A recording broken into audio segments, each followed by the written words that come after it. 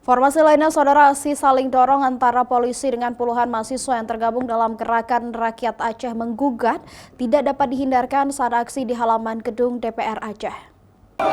Aksi tersebut menuntut reformasi sektor keamanan seperti cabut Undang-Undang TNI, menolak pasal bermasalah dalam rancangan Undang-Undang Polri hingga tuntutan mengawal rancangan Undang-Undang KUHP.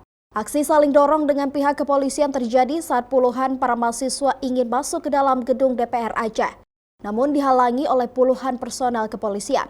Hal tersebut juga dipicu karena Ketua Dewan Perwakilan Rakyat Aceh tidak mau menjumpai para mahasiswa.